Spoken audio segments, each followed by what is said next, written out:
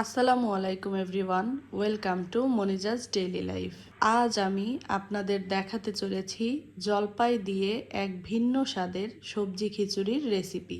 প্রথমেই পরিমাণ মতো চাল ডাল ভালোভাবে ধুয়ে একটি প্রেসার কুকারে নিয়ে পরিমাণ মতো পেঁয়াজ কুচি, রসুন কুচি, কাঁচামরিচ ফালি, স্বাদ মতো মরিচের গুঁড়া, লবণ, পরিমাণ মতো হলুদের গুঁড়া, ধনিয়া গুঁড়া, জিরার গুঁড়া, তেল দিয়ে মাখিয়ে একে একে দিচ্ছি টুকরো করে কেটে রাখা গাজর, মূলা, লাউ, লাউ শাক এবং জলপাই দিয়ে আরেকটু মাখিয়ে পরিমাণ মতো পানি দিয়ে প্রেসার কুকারটি চুলায় বসিয়ে 3টি সিটি দিয়ে নিলেই হয়ে যাবে মজাদার জলপাই দিয়ে সবজি খিচুড়ি।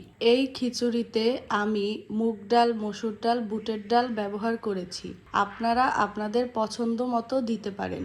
ধন্যবাদ সবাইকে, ভালো থাকবেন সবাই, আল্লাহ হাফেজ।